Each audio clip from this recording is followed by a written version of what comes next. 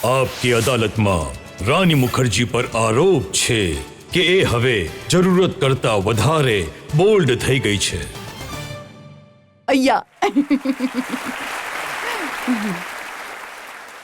રાની, આપણે વાત કરી રહ્યા હતા તમારી એક્ટિંગની, બ્લેકમાં તમારા રોલની, વિરઝારામાં તમારા રોલની, પણ હા, હવે છાપાઓમાં તમારા વિશે શું હેડલાઇન્સ છપાઈ રહી છે એ જરા તમને જણાવી દઉં. અય્યામાં રાનીનો બોલ્ડ અવતાર. અય્યામાં રાની લગાવશે પડદા પર આગ. અય્યામાં રાનીના સેક્સી સીન્સ.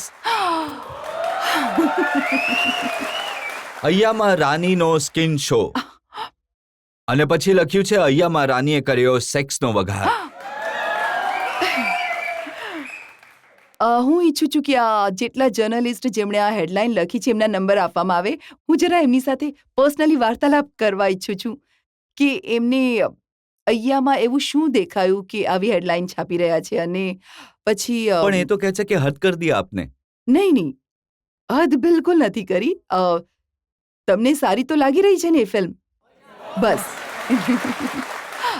રાની, મને ધ્યાન છે કે જ્યારે કુછ કુછ હોતા હૈ માં શાહરુખ તમારા ગાલ પર કિસ કરવા માંગે છે. તમે કહ્યું હતું કે તમને ઘણી મુશ્કેલી થઈ હતી, ઘણા પાછળ હટ્યા હતા. જી, એવું થયું હતું કે જેમ મેં તમને જણાવ્યું કે હું શાહરુખ અને આમીનની ફિલ્મ જોતા જોતા મોટી થઈ હતી. તો જેમ કે કોઈ 5th 6th સ્ટેન્ડર્ડની છોકરી જે આમિર ખાનની QSQTમાં જોઈને આમ એને ક્રશ થઈ ગયો અને એ જ માણસ સામે ઊભો છે.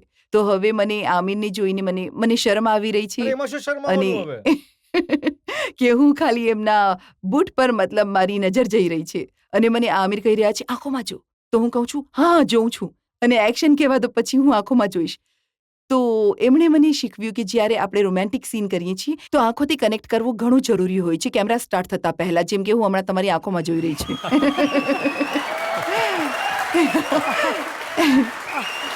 તો શાહરુખજીની સાથે પણ એવું જ થયું કે એ જે ગીત હતું કુછ કુછ હોતા હૈમાં, तेरी याद न में तुझे याद न मेरी आए किसी से अब क्या कहना.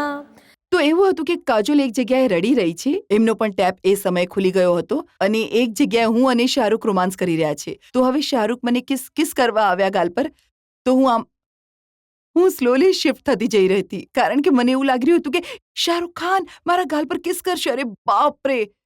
તો પણ પછી હું મોટી થઈ ગઈ, 17 વર્ષથી થોડી વધુ મોટી. પછી એક્સપિરિયન્સથી મને એવું લાગ્યું કે અરે ઠીક છે, કિસ કરવા દો, કોઈ વાંધો નહીં. ગાલ પર કિસ કરવામાં શું વાંધો છે?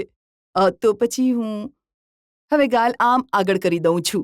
હવે આ જે ગીતમાં અય્યાનું જે ગીત છે એમાં હું કહી રહી છું, મતલબ જે ગીત છે એ જો તમે સાંભળશો, હું તમને સંભળાવી દઉં છું. તમે સાંભળ્યો મેં કિસ છે આમ કરીને. તો હવે હું બિંદાસ થઈ ગઈ હવે છું. બોલ પણ એવા છે, અગબાઈ હલ્લા મચાए રે, એકદમ હલ્લો હું મચાવી રહી और છું. हिरनी शेरों से नैना लड़ाए रे. એટલે સિરિયસ રાની થી રંગીલી રાની થઈ ગઈ. નહીં, એકચ્યુઅલી હું બબલીનો જે મારો અવતાર હતો બંટી બબલીમાં, એનાથી હું એક કદમ આગળ જતી રહી. આ અય્યામાં મતલબ ઘણી જ તોફાની છે, મતલબ મીનાક્ષી દેશપાંડે, અને એ પોતાના સપનાઓમાં ઘણું બધું કરી રહી છે. અહીંયા એ મતલબ ખજૂરાઓ પહોંચી ગઈ છે આ ગીતમાં. પણ માત્ર એક ગીત નથી, બીજા પણ ઘણા છે. એક જમાનામાં તમારી પસંદના ગીતો હતા, तुम पास आए यूं मुस्कुराए, जी. અને આમાં કઈ ગીત? ड्रीमम, वेकअपम, वेकअपम, क्रिटिकल, कंडीशनम. कंडीशनम. શું ગીત છે? તમારા મોઢે સારું લાગી રહ્યું છે. એ ગીત એવું છે, ગાઉં કે ભાગતા નહીં હા. ड्रीमम वेकअपम क्रिटिकल कंडीशनम अर्थम क्वेकअपम हिलडुल सब शेकअपम फेस टू फेसम धरती पूतरम टॉप टू बेसम कामसूत्रम थाइजम थंडरम डाउनम अंडरम साइजम मैटरम थिंकम वंडरम जंपिंगम पंपिंगम થમ્પિંગમ થ્રોબિંગમ અને ரெண்டு மூணு நாலு. અને પછી આવું છે ગીત. બિલકુલ જમાનો બદલી દીધો તમે. ક્યાં તમે મંગલ પાંડેમાં ગાતા હતા, तुम्हारी अदाओं पे मैं वारी वारी, जी. हर एक बात है जैसे मीठी कटारी. જી, આનાથી ચાલીને તમે આવી ગયા છો, અબ મુझे हीरोइन बना देना. $1.25 ચઢાऊंगी બદલે મેં આ એકચ્યુઅલી મીનાક્ષી દેશપાંડેનું મતલબ જે એસ્પિરેશન છે શી ઇન્સ્પાયર કી એક હિરોઈન બને. એ જુહી, માધુરીજી અને શ્રીદેવીજીના ઘણા બધા સપના જુએ છે અને પોતાની જાતને એમની જે મતલબ સમજવા લાગે છે અને ઈચ્છે છે કે એ પણ હિરોઈન બને.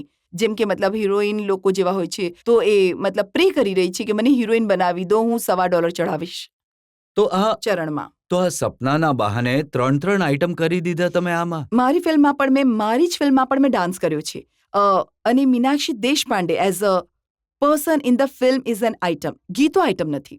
એવું કેરેક્ટર છે જે અંકલની પણ મજાક ઉડાવે.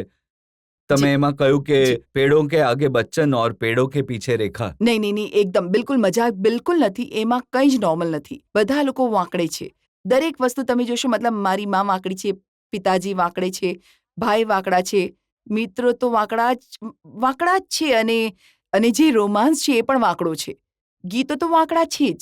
પણ જ્યારે they have to go Vankda.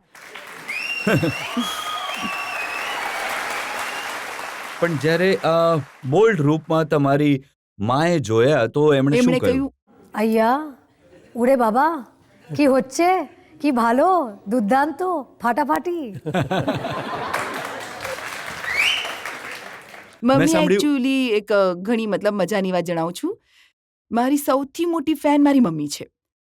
કારણ કે મારી મમ્મી એટલો પ્રેમ કરે છે મને, મતલબ દરેક માં પોતાના બાળકને પ્રેમ કરે છે, પણ મમ્મી તો માત્ર મને જ પ્રેમ કરે છે. મતલબ ક્યારેક પણ કોઈ ડિસ્કશન થઈ ગયું ઘરમાં કે કોઈ પિક્ચર આવી ગઈ કે કોઈ બીજી હિરોઈનની પિક્ચર આવી ગઈ, મારી મમ્મી તો લાઈક જ નહીં કરે. એમને બસ હું જ ગમું છું. તો મને ઘણું ગમે છે. કોઈ પસંદ કરે કે નહીં કરે, મમ્મી પસંદ કરે છે. રાની, તમારી વાતો અને આ લોકોની તાળીઓ સાંભળીને લાગે છે કે બધા લોકો આ ફિલ્મ જોવા જરૂર જશે.